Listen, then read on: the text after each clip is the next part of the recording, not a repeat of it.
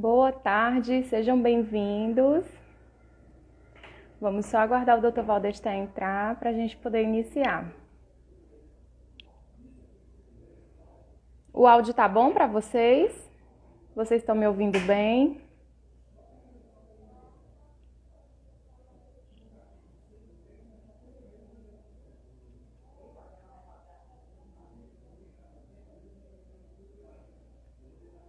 Deixa eu ver aqui, Dr. Valdesté ainda não entrou, né, gente?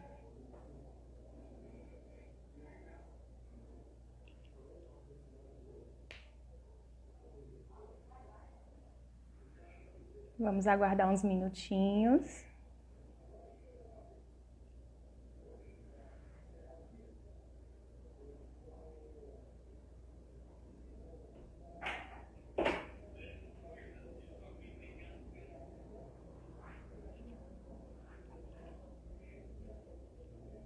Deixa eu ver aqui se ele já entrou, ainda não entrou. Só um instantinho, tá, gente? Vou me comunicar com ele aqui pelo WhatsApp, para ser mais rápido.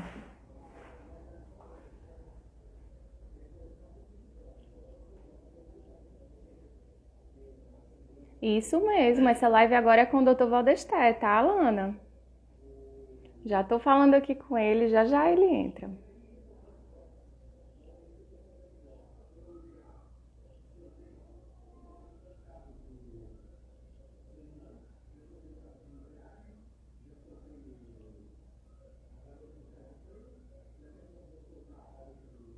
Só um minutinho, tá, gente? Tô conversando aqui com ele.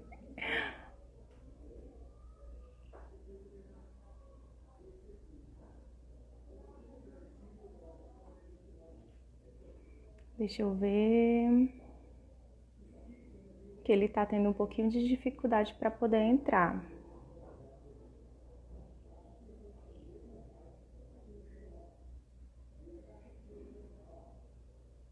Deixa eu ver se ele já entrou. Ainda não.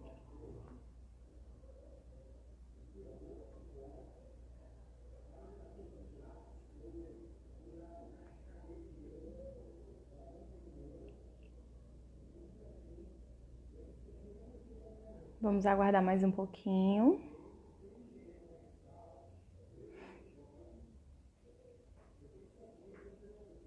Ah, agora deu certo. Só um instantinho, que agora eu vou convidar o Dr. Valdesté. Vai dar certo, gente. Instante. Boa tarde! Boa tarde.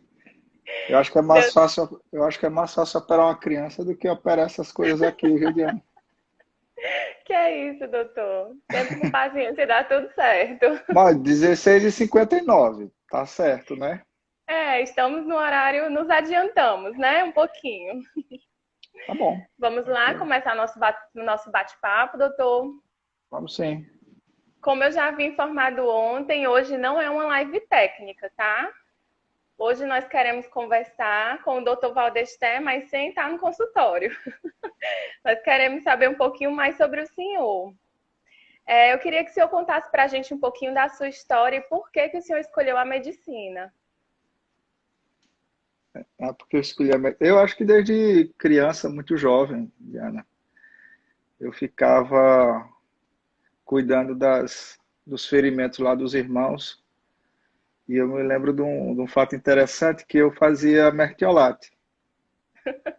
Eu misturava Fazia? álcool, eu fazia mertiolate para colocar nas feridas lá dos irmãos. Eu acho que nas minhas também, eu acredito. E eu misturava álcool para poder arder, né? Porque meu mertiolate na nossa época ardia, os de hoje são fracos. E com Verdade. coloral para dar a cor. Nossa.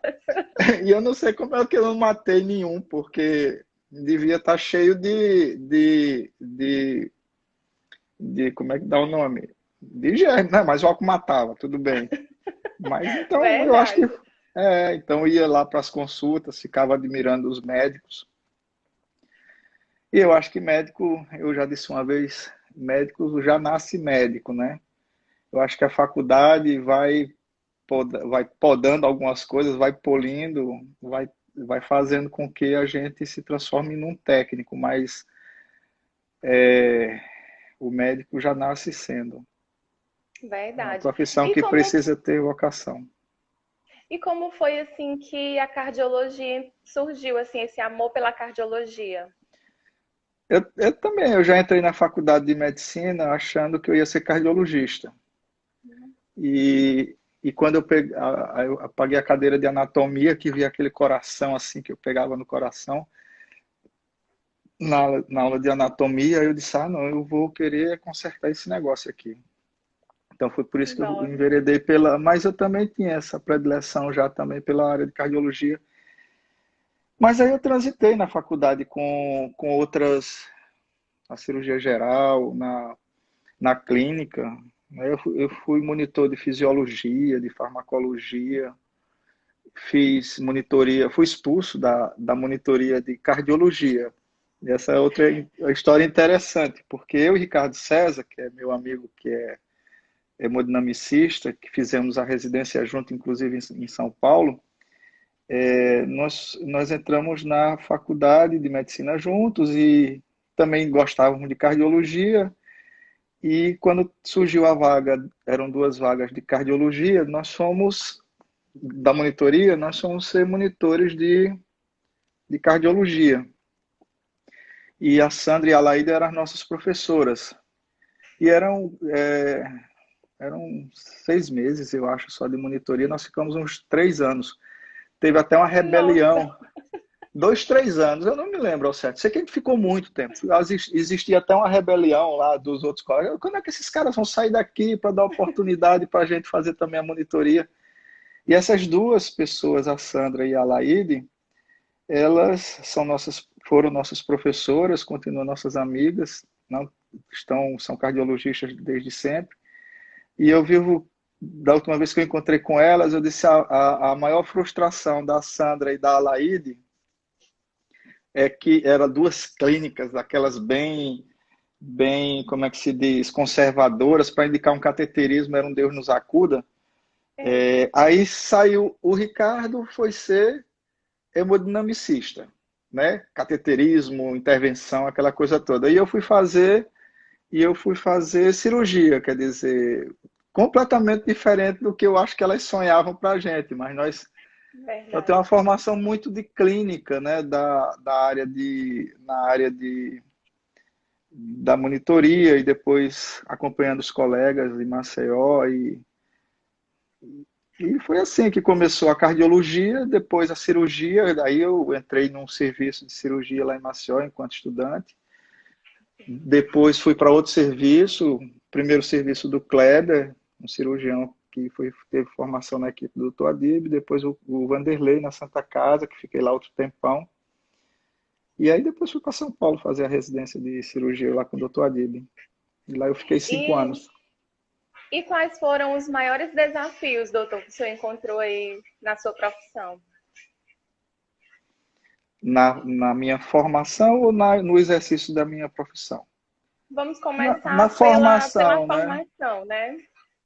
A formação você está longe de tudo, né? Fazendo uma, fazendo uma residência muito difícil, porque era uma residência que demandava tempo integral, né? Então eu vou ficar contando umas coisas engraçadas das nossas vidas, né?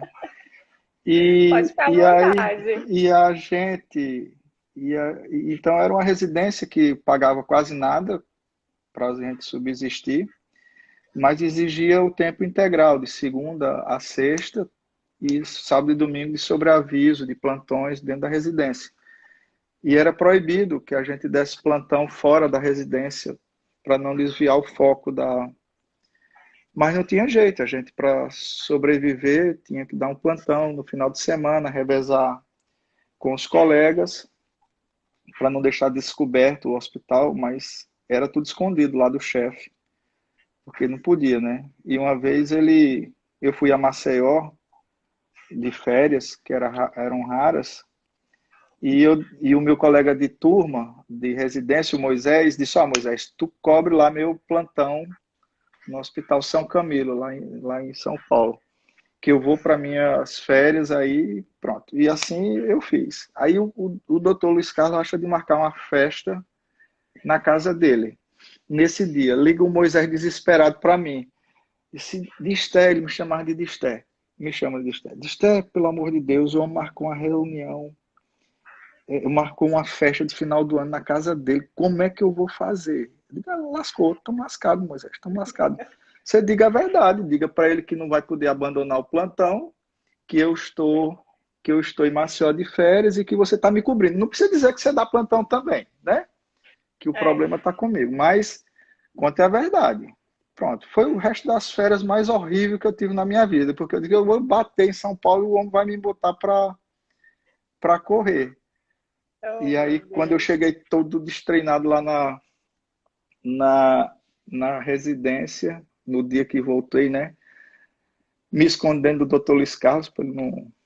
Aí, quando acabou as cirurgias, ele olhou assim para mim, quando terminar de fechar o doente aí, o senhor desce lá na minha sala para a gente conversar. Eu já fui arrumando minhas coisas nos armários, me despedindo das pessoas. Eu digo, pronto, hoje eu volto para Maceió, porque o homem era carrasco, era. E para lidar com o estudante tem que ser carrasco mesmo, porque a gente era meio é rebelde. verdade. Né? Aí eu fui, né? Eu digo, Moisés, estou lá embaixo, falar com o homem agora, não sei o quê. Aí ele disse, ô Valdester, você não sabe que não pode dar plantão na residência? Doutor Luiz Carlos, não tem jeito não. Quer dizer, com o que o senhor me paga aqui no hospital, eu não consigo sobreviver. E ele é assim, ó, no liberadinho. Aí disse, só tem um jeito, Valdester, só tem um jeito da gente... Eu digo, doutor Luiz Carlos, não tem jeito, eu tenho que dar plantão. Agora, existe um jeito, né, de resolver. O senhor faz assim, ó, eu ganho tanto no hospital tal. Eu ganho tanto aqui, eu preciso desse tanto aqui para pagar o apartamento, o menino na escola, aquela coisa toda. E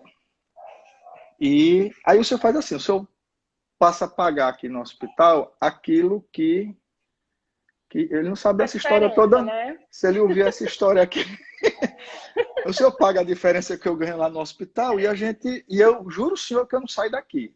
Aí eu não dou plantão fora. Ele parou um pouquinho assim, olhou para mim e disse, Valdester, vamos fazer o seguinte, olha, não diga nada para ninguém, mas você pode dar seu plantão. Quer dizer, o cara não queria era me pagar, entendeu?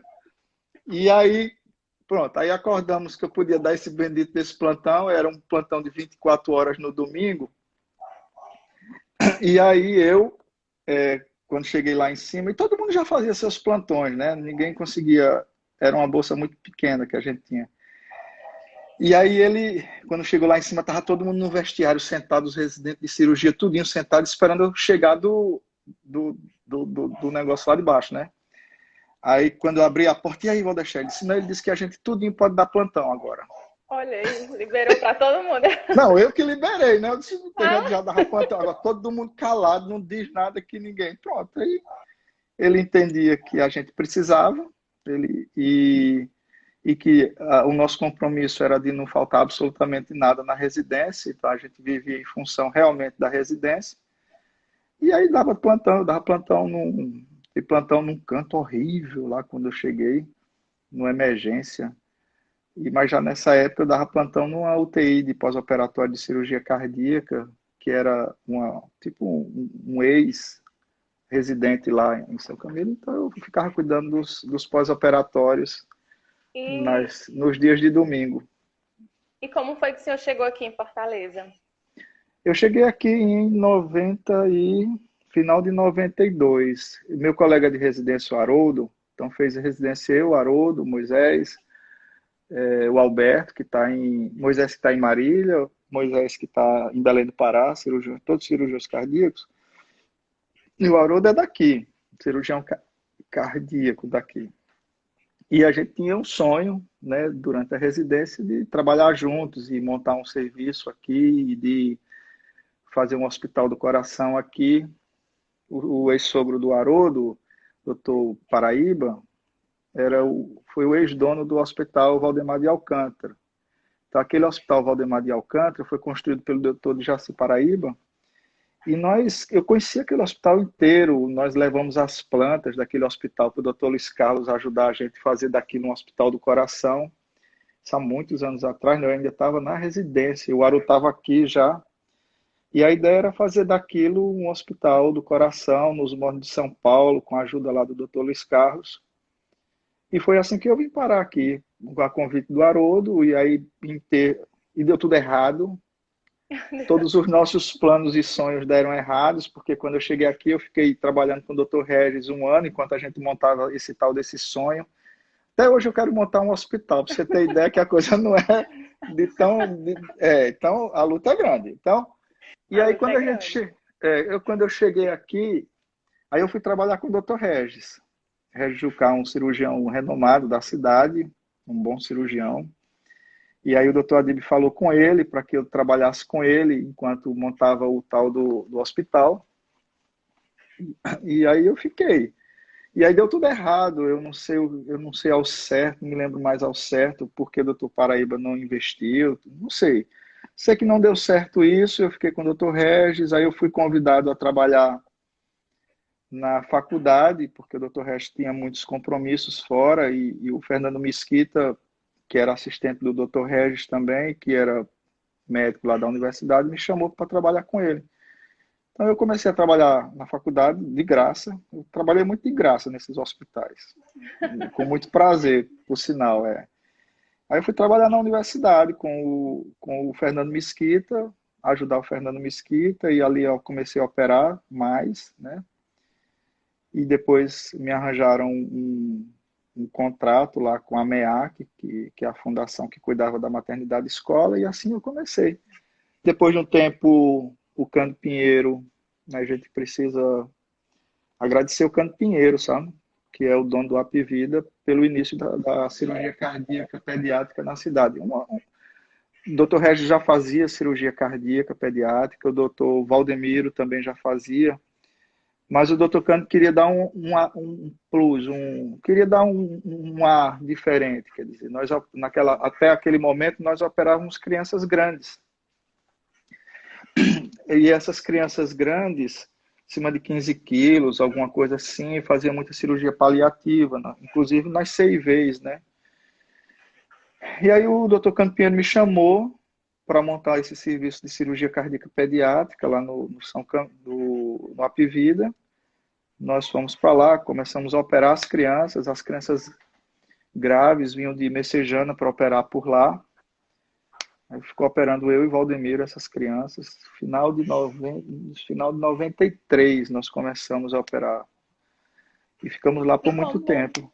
E a gente deve ao doutor Cândido o início desse momento diferente da cirurgia cardíaca pediátrica. Foi assim que a gente começou a cirurgia cardíaca pediátrica. E foi aí então que o senhor começou a idealizar o projeto do INCOR? Foi nada, menina. Foi outra tragédia. Não foi disso aí, não. Isso aí a gente estava lá empolgado, operava adulto, operava criança. A gente vivia que não aguentava Tem outra história engraçada. Meu menino mais velho, eu vivia naquela luta operando os doentes pelo SUS. Era assim uma quantidade irrisória, né? Quantidade irrisória de dinheiro que o SUS paga. Ainda paga muito pouco, né? Mas naquela época era muito pouco, eu me lembro dessa cena. E ele sempre foi voltado a essa questão econômica, o Lucas. E aí um dia, eu sempre levei eles para a escola, e aí um dia ele disse, pai, me diga uma coisa, eu lembro dos valores, porque ficou marcada essa história. Ele disse, pai, me diga uma coisa, quanto é que o senhor ganha para fazer uma cirurgia de criança? Eu digo, 50. Aí ele disse, quanto é que minha mãe ganha para fazer uma consulta? Aí eu disse, 50. Aí ele disse, quantas cirurgias o senhor faz por dia? Eu digo, 2. Quantas consultas minha mãe faz por dia? Eu digo, eu nem sei, um monte. Aí ele disse, tu tá mal, hein, pai? Então ele já sabia que o negócio ali era meio desarrumado. Né? Então, assim, mas a gente ficou no Apivida até um determinado ponto, não vem à minha cabeça, acho que uns 5, 6 anos. E aí bateu uma crise lá no hospital, naquela época, uma coisa desse tipo, e Ricardo Sardenberg, que é outro amigo, que a gente perdeu, o Ricardo morreu há uns 4 anos, mais ou menos, convidei o Ricardo para trabalhar junto conosco aqui, foi ele que incentivou o início da residência de cardiopediatria e me ajudou muito, porque quando eu cheguei aqui, o pós-operatório era feito pelos pediatras, que não tinham muita experiência os pediatras que não tinham muita experiência na cirurgia cardíaca, nunca tinham visto, e, como é que se diz, por mim, que eu ficava lá à noite, depois eu chamei o Juan, que era outro cirurgião, meu colega de residência, ele me ajudou muito nessa condução, só que a gente não dava conta, a gente operava os adultos, as crianças, e à noite eu ficava lá com os pediatras ajudando, eu vinha para casa, então convidei o Ricardo Sardenberg por conta de um amigo lá do INCOR, e o Ricardo veio me ajudar. E aí, num determinado momento, o Ricardo e eu, a gente já estava trabalhando em Messejana, que o Dr. Regis tinha levado a gente para lá, e aí a gente montou o serviço de cirurgia de cardiologia. Eu fui operar também as crianças no hospital de Messejana. E aí começa a luta de montar o serviço, depois foram no ano 2000, 98, 99, mais ou menos, pedindo ao doutor Anastácio para montar um serviço de cirurgia cardíaca pediátrica com UTI, essas coisas todas. E aí ele conseguiu isso. Foi nessa hora que eu ouvi essa transição do Hospital Antônio Prudente para o Hospital de Messejana, e a gente começou a trabalhar lá. E aí, você imagine, se hoje eu tenho dificuldades de operar por falta de alguns insumos, que isso também é sazonal, tem época que está bem, você imagine a 94, 95. Era realmente muito difícil. Isso levou muitos desgastes nas relações entre a gente e a direção do hospital. E numa dessas aí, o diretor me botou para fora do hospital. Eu já saí de lá umas 3 ou 4 vezes, se você quer saber. Eu fico lutando, brigando, o povo me bota para fora. Eu digo, eu não tenho, rapaz, não adianta me botar para fora, porque não tem para onde ir. Quer dizer, vocês botam e eu volto, vocês botam e eu volto. Então, Verdade. e numa dessas aí, eu não me recordo, está até escrito em algum lugar aqui, numa dessas aí, eu imaginei assim, quem é que realmente vai passar o resto da vida cuidando dessas crianças? Sou eu. Eu com os meus colegas aqui, os cardiopediatras, essa coisa toda. Eu vou montar uma instituição para credenciar no SUS, para a gente ter ad eterno uma coisa que, né? Porque lá no Antônio Prudente também, a confusão foi porque as cirurgias eram muito caras e dava prejuízo. Entendi. Então a gente passou a não ser atrativo para a instituição. A gente operava, vamos supor, uma criança que custava 60, 70 mil reais, o SUS pagava 10, quer dizer, o hospital tinha que bancar, chega um ponto que não aguenta. É. Aí eu disse, pois, se essa conta não fecha, se eu for para o outro hospital, o hospital não vai aguentar também. Então é melhor que a gente faça Aí juntamos médicos, eu, Valdemiro, Clébia, Jane, as duas, Silvânia e a outra menina que agora me foge lá da gastronomia, nós montamos um instituto que era para credenciar do SUS e fazer um acordo lá com a gastroclínica para tocar ali. Foi assim que começou.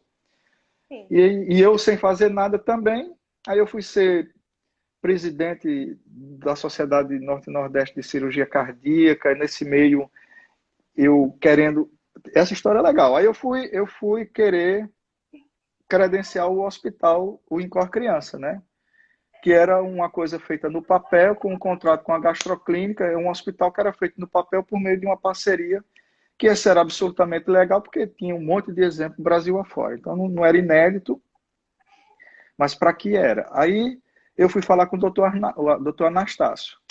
Doutor Anastácio, eu quero fazer assim, assim, assim, assim. Ele disse, pô, mas eu não investi um monte de dinheiro lá no Messejana, por que você está? Não, porque não deu certo. A gente inaugurou o serviço, esse serviço bom, estruturado em fevereiro, eu acho, de 2000, e quando foi em maio me botaram para fora. Aí, E aí, mas quando como, você foi falar com Valdester? ele de novo, já Aí era ele, mais ou menos 2003, não era? não, 2000, 2000. 2000? Eu levei esse tempo todinho para maio de 2000 eu fui lá falar com ele, mas aí depois eu voltei, um ano e meio depois eu voltei, né? Mas aí já tinha começado a ideia do instituto. Aí ele disse, vou deixar, com muito prazer eu posso credenciar o seu serviço lá no, na gastroclínica, mas, ok, fale com a Socorro, doutora Socorro Martins, que foi diretora messejana, que era superintendente na época da Secretaria de Saúde. Aí, para minha surpresa, eles viram, ó, não há portaria que sustente um serviço de cirurgia cardíaca pediátrica. Não há portaria para isso. Mas como? Não, se você mudar a portaria do Ministério, eu credencio o seu serviço. Eu digo, eu vou fazer isso? Então. Ó, o Hospital Pequeno Príncipe já funciona assim, doutor. Serviço de cirurgia só faz cirurgia cardíaca. Naquela época tinha que operar criança e adulto no mesmo serviço. E tinha o exemplo aqui, eu acho que do IMIP, já de Pernambuco, que também só fazia cirurgia. Eu digo, pois é, isso está fora da portaria, não pode. Mude a portaria. Foi aí que eu era presidente da Sociedade Norte e Nordeste de Cirurgia Cardíaca e comecei a trabalhar no Ministério para mostrar que existia um equívoco na portaria e a gente tinha que mudar. Isso era final do governo do Fernando Henrique Cardoso. E eles desviaram esse negócio querendo fazer mutirões só. Eu digo, mas mutirão? Aí conseguiram um mutirão lá, não sei quantos milhões, inclusive veio para cá. Chegou para cá, eu não podia usar, que o mutirão era para os serviços cadastrados.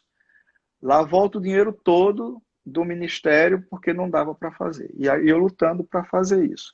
Eu sei que depois de idas e vindas, e muitas idas e vindas, o presidente da Sociedade Brasileira de Cirurgia Cardíaca era o Dr. Jarbas, na época, que tinha sido um dos meus professores lá de São Paulo, disse, Valdester, fazer isso. E aí chegou num ponto que toda vez que eu ia a Brasília, eu tinha que ir com ele. E ele com um monte de... Doutor Jarbas, vamos fazer o seguinte, vamos montar um departamento de cirurgia cardíaca pediátrica vinculado à Sociedade Brasileira de Cirurgia Cardíaca, para que a gente tenha autonomia de negociação. Isso não quer dizer que tudo que aconteça lá eu não diga para o senhor e vice-versa, né? E aí ele apoiou a criação, a gente fundou o departamento, eu fui o primeiro presidente desse departamento, e aí a gente lutou mais, e essa portaria foi acontecer em junho, julho de 2004. Então, foram 4 anos de luta. O Incor Criança nasce em 2003, porque eu achava que a portaria ia nascer no final, né? Aí eu inaugurei, a gente fundou, só que só saiu em 2004 e a gente só conseguiu credenciar o serviço em 2005.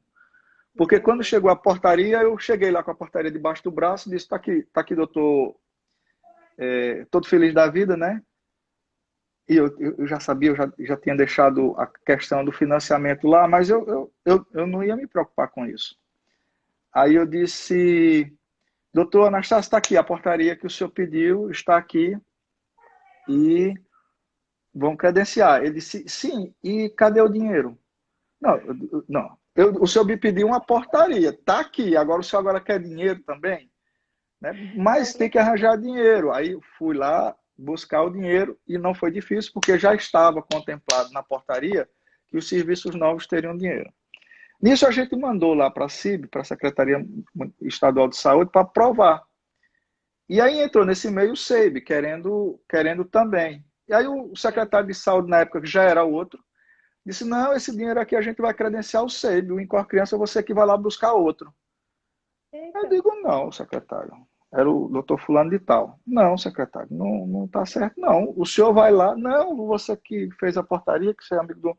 Aí eu fui lá, de novo, e como a portaria era para todos, e o Estado entendeu que precisava ter mais outro serviço, o diretor da época da SAIS, o Armando, me ligou e disse, vou deixar ter esse outro pedido aqui, o que é que você acha?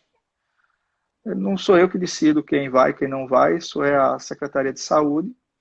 Armando, desde que você garanta, e você sabe o esforço da gente com a Criança, do departamento, isso é para o Brasil todo. você faz o que você quiser. Se você quiser colocar dinheiro, será bem-vindo. Quanto mais gente trabalhando na cirurgia cardíaca pediátrica, Melhor. melhor, porque existe e existia muita carência e demanda, e assim, na mesma portaria foi credenciado a criança e o Hospital Sego para fazer cirurgia cardíaca. Isso foi em 2005. E aí o Incor Criança nasce com histórias meio sofridas, como você está vendo, e não tem sido diferente nos últimos 16, 17 anos de idas e vindas, de lutas, e a gente está aí. Mas não tem sido fácil, não. Depois de ouvir tudo isso, doutor Valdestel, eu vou lhe fazer uma pergunta interessante. O Incor Hum, Criança, ele faz parte do seu projeto de vida pessoal, profissional ou social? eu acho que é um grande brinquedo que eu arranjei para o resto da minha vida, né? É, tem coisas que é pela profissão, tem coisas que é por, né? Eu acho que é uma causa. Você descobre ao longo da vida. Eu poderia ser um cirurgião cardíaco envolvido e muito bem resolvido, trabalhando nas coisas. Os caminhos da minha profissão, né? Se não tivessem me colocado para fora do... Por isso que eu agradeço, que toda vez que eles me botam para fora do hospital, eu tenho uma ideia boa. Eu fico sem fazer nada, então vamos pensar, né? Verdade. Então, se eu tivesse muito ocupado naquela época, talvez não passasse pela minha cabeça, porque a situação estava, pelo menos da minha parte, eu muito ocupado. Como, Entendi. como, como aconteceu o fato, aconteceu isso, e o Incor Criança hoje serve de exemplo para muitos locais do país, a maneira pela qual as relações se dão entre hospitais e o convênio, o SUS, essas coisas. O Incor Criança inaugurou uma outra situação. Eu acho que é uma causa, não é? É uma causa. E eu brinco algumas vezes, porque um outro secretário de saúde, que diabo de teimosia é essa? Eu vou deixar com esse negócio. Por que tu não desiste desse negócio? Eu digo, secretário, eu não posso dizer o nome das pessoas, né? Sim, Secretário, claro. sabe por que eu não desisto disso? Porque é feio. Não dá mais para desistir de um negócio desse, entendeu? Isso Verdade. envolve muita gente, secretário. Isso envolve profissionais, isso envolve a sociedade como um todo, isso envolve famílias, isso Sim. envolve expectativas de famílias que depositam no Instituto e nos profissionais do Instituto a última esperança. Né? Verdade. A gente ajuda o Hospital de Messejana no que eles precisam, quando precisa de alguma coisa, quando está muito cheio, a gente opera mais para cá. A gente não veio para resolver os problemas, mas a gente veio para minimizar essa situação. Então, é uma causa, né? É uma ocupação que eu arranjei realmente para o resto da vida. Espero, quando eu me aposentar, entregar o bastão de uma forma mais bem resolvida, né? Eu também achei que aos meus 40 e poucos anos eu estaria com tudo isso muito bem resolvido e está longe disso, né? Porque parece que é uma dificuldade, é um degrau mais alto a cada momento. Mas isso Verdade. não, a gente não desiste porque a gente tem pessoas, né? Dessas pessoas todas que estão por aqui, que estão por aqui nos acompanhando, muitas delas são mães, e elas sabem desse sufoco. Eu só vou me aposentar, viu, Socorro? Viu, Camila? Daqui Meu pai que diz outra coisa engraçada. Meu pai tem 88 anos e parou de trabalhar agora por causa da pandemia, né? Aí ele disse assim, eu digo, pai, quando é que vai se aposentar? Quando é que vai parar de operar? Ele disse, meu filho, eu vou lhe dizer com muita franqueza, quando eu completar assim, 90 anos, eu vou começar a pensar nesse negócio aí. Mas eu acho que são É muito transições, né? amor, é muito amor. Eu acho que são transições. Não é se aposentar, mas eu acho que você precisa formar pessoas, né? Precisa formar pessoas, porque seu serviço é um ciclo, né? Você está no, me considero hoje uma pessoa num ciclo de um serviço aqui no topo, com maturidade, com experiência, né? Com vitalidade, mas isso não vai ser eterno. Então, eu preciso pensar em como isso acontecerá daqui a anos. E para isso que tem os jovens que trabalham comigo, de treinamentos, essa coisa toda, para no momento que eu decidir passar de um cirurgião para um gestor do hospital, ou cuidar de outra forma na medicina, tenha pessoas qualificadas que deem conta melhor do que eu no serviço para cuidar dessas famílias. Então, assim, também precisa ter essa maturidade de saber que você é finito, que você precisa formar suas pessoas da mesma forma que o Dr. Adib formou um monte de gente, a gente precisa fazer isso, porque daqui a uns anos, e eu também não posso trabalhar que nem meu pai trabalha até os 90, eu acho que ficou ruim, olha. Mas eu acho que dá tempo. Se ficar Deu piorzinho a certo? bateria, eu tenho que buscar ali o carregador. Não, mas ainda tá. Se ficar pior, eu corro ali e pego, viu? Deixa eu E lhe aí, fazer e outra aí é isso. pergunta. Hum. Assim, o senhor já tem um próximo sonho? O senhor já tem Não, uma eu acho. próxima ideia? Já tem uma próxima Não, realização? é o Incor Criança. Eu acho É o que encontro. profissionalmente eu não preciso mais nada. Eu talvez não ganhe aquilo que seja justo, mas eu ganho o suficiente para viver, né? O senhor Para mim já tem isso aquela sensação de realização? de Conseguir jeito nenhum. fazer? Não, não. Não, Eu acho que no dia que eu construir o hospital e com a criança eu invento outra história. uma Mas coisa assim, boa. o sonho é construir o hospital em Cor Criança. Eu acho que aí é o grande lance da história, é eu poder colocar em prática aquilo que eu aprendi na medicina, não é? Na minha residência, ao longo desses anos todos trabalhando, num hospital que se adapta à medicina. Hoje, a medicina se adapta à precariedade dos hospitais. Isso não está certo. A gente precisa construir um hospital que incorpore a inovação da medicina, que dê conta de acompanhar de uma forma tranquila essas inovações, a incorporação tecnológica, a formação, a educação de pessoas. Então, esse é o sonho, é oferecer à sociedade cearense, é mais do que a sociedade cearense, é a nossa região, um pensamento atual, com um pensamento que adeque suas estruturas à evolução da medicina. Eu acho que esse é o grande sonho. E conseguir uma situação dessa, viu, é muito tempo, portanto, vai ter serviço. Mas Vai eu ter não me serviço. incomodo, não. Eu acho que é legal ter serviço. Doutor Valdeste, eu vou aproveitar, deixa eu dar uma olhadinha aqui no tempo, né? Porque tem que ser cronometrado, infelizmente. É. Eu gostaria que o senhor deixasse uma mensagem. Já vai acabar? Primeiro, o senhor vai fazer as suas considerações finais Tá. e depois eu gostaria que o senhor deixasse uma mensagem, né? Como hoje é o dia 12, o dia da conscientização da Pois é. cardiopatia Ah, é congênita, para o mesmo, senhor é. deixar uma mensagem para as mães, né?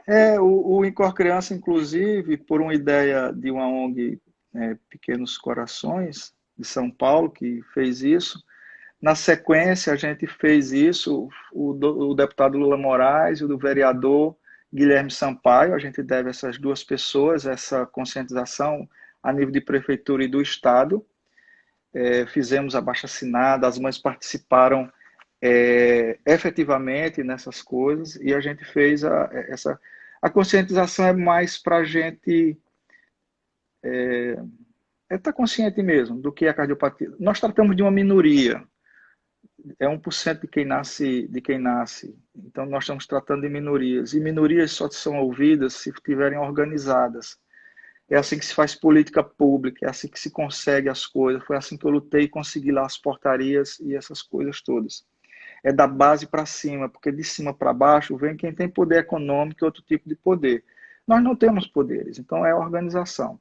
Então a conscientização é para todo momento nesse momento a gente fazer uma avaliação, um balanço. O ano passado nós fizemos o primeiro encontro das famílias, esse ano não deu por conta da pandemia, mas faremos o segundo, até para avaliar o que nós fizemos durante o ano, né? Então, é esse momento de reflexão, de planejamento estratégico, e todos os anos a gente faz, de unir forças e unir essas famílias, que a causa maior é delas, da família. Eu sou apenas um catalisador e um organizador e um orientador de determinadas coisas. Quanto a isso, tem outras histórias engraçadíssimas, mas em outro momento eu conto.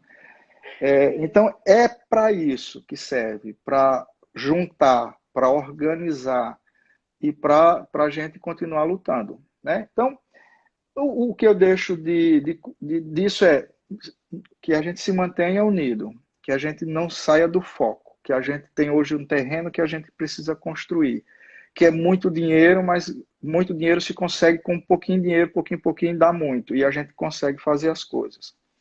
E a outra coisa, uma outra mensagem de esperança para esse momento diferente, para a gente usar uma palavra bem mais simples, né? É um momento diferente. Que tenham esperança, que isso vai passar, que os seus filhos com cardiopatia congênita têm certamente um fator de risco a mais, mas eles estando resguardados, e aqui na retaguarda tem o Incor Criança, tem o Hospital de Messejana, tem o Hospital São Camilo, tem o Hospital da Unimed para cuidar deles. Então, precisando, nós estamos aqui. Vai passar essa situação crítica, nós vamos nos ver nas nossas reuniões e nos nossos encontros. E é isso, dizer que o sonho está mais vivo do que nunca. Nós já passamos maiores dificuldades no Incor Criança. Nós vamos passar algumas dificuldades para os meses futuros, porque a gente parou de trabalhar, a gente diminuiu muito o nosso faturamento, as nossas receitas vão ser realmente comprometidas. Mas a gente conta sempre com a ajuda de todos. O Deus lá de cima nunca deixou a gente desassistido, não vai deixar. E eu queria deixar o recado, nós estamos trabalhando todo santo dia no projeto do nosso hospital. Então, esses dias que eu estou mais tempo em casa do que operando, nós estamos trabalhando. Então, eu tenho reuniões direto com a administração do Incor Criança, com os diretores do Incor Criança, com o arquiteto que está projetando o hospital, com o engenheiro que está nos ajudando.